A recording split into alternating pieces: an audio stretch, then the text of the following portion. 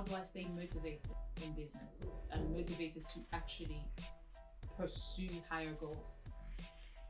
Okay, these are good, but sometimes I think it's the wrong question. Like, how do I stay motivated?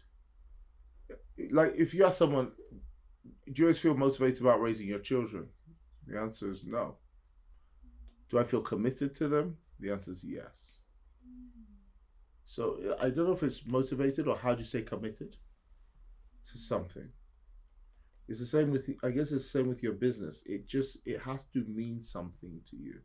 I think I've often said discipline doesn't just show up until desire does. You think about Jesus, it said for the joy set before him, he endured the cross. So discipline shows up when you've defined the reward. You've defined the desired outcome. Discipline doesn't exist for discipline's sake. Discipline exists because there's a desired outcome of something. So you have to define what's the desired outcome. Most people haven't even defined that. What that looks like. What will it mean to me to lose weight? What is the desired outcome? Have you actually seen it? Do you have a picture of the very thing that you're looking at?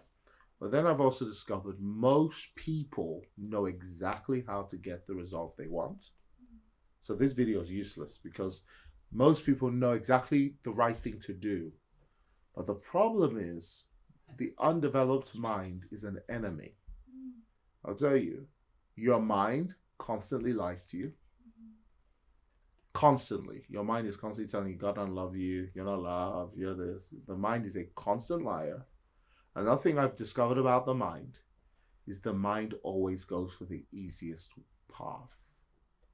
Human brain is like, you, for example, wake up tomorrow, you know you should maybe slam out 1,000 emails to clients.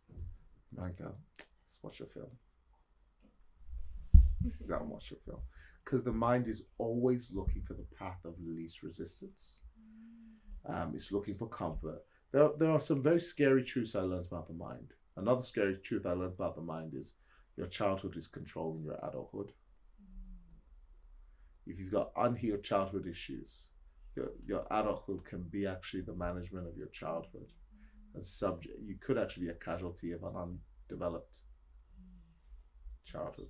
Imposter syndrome is also another issue with many people, because I often tell people, you are not the way you think you are. You are who you practice becoming every day. So if you don't actually practice becoming someone new, you'll just be stuck in who you think you are. And again, the mind is lying to you. So your mind, the greatest thing I think you have to overcome is your mind. And so what people do is they work on their belief system. They make these confessions and affirmations, and I think it's good. But the real thing you should work on is your habits. You've been thinking about running a business, you're watching and you have no idea where to get started. You've been thinking about the economy, the state of things that are going on around us. If that's you, I've got my 0 to 100 workshop coming up. I want to show you how I built 3 of my companies from 0 to making over 1 million turnover. In this economy, you really want to be thinking in terms of the digital space, in terms of making finances. And I want to invite you to this special digital boardroom where we're going to discuss just that. So click the link beneath. See you there. Like, I want to write a book. I wake up in the morning. I think about writing a book. Let me watch a film. Let me watch Desperate Something. I don't know. Let me just watch Netflix. Even the thought exhausts me. So what do I need to do? Why is that thought exhausting me? So now what do we have to address? Anchors. What people call limiting beliefs. Everybody has them. They come from our experiences, our disappointments, our failures. So your life is, sometimes all your mind does is it takes a snapshot of your previous experience to dictate to you your current behavior. And so if you look back, oh, I did this, I failed, I did that, I failed, nothing I do finishes, nothing I do even succeeds, it doesn't even take off. My teacher in math told me that I sucked. My English teacher told me I can't even string sentences together. Childhood controlling adulthood. These are all the issues. So in the end, you just kind of sit down. So the first thing is confront the limiting belief. It's there. Find out exactly what the limiting belief is. When you've discovered the limiting belief, now confrontation is just the first key. Now you need to act against the belief system. What I've realized is a lot of people also are perfectionists and comparators. So it's like, because if it's not perfect, I'm not going to do it. I think the thing that defeats perfectionism is authenticity. Like, look at the videos online that do the best. Someone's just been authentic. They're holding their phone.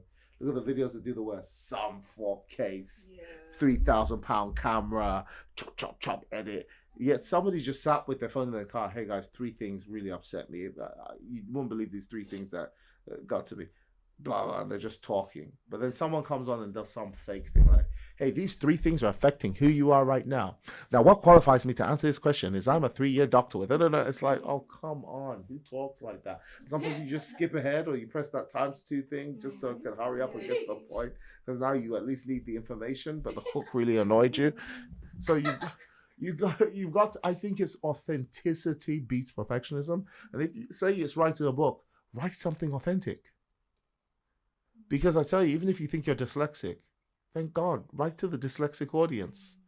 That's why I like a Harmozy book. He's dyslexic, so he draws pictures in his books. He literally gets pictures he's drawn. He's broken the rules because your book should be perfect. And he just like hand-drawn something that you scribble. He's put in his book, but it's so authentic. I think your world is looking for authenticity, not perfectionism. In this world of fake everything, now there's a market because everyone's so fake. There's a market for authenticity. That's why you got women online now showing their bellies, hanging out. They go, look, it's not all bikini bodies. Whoop.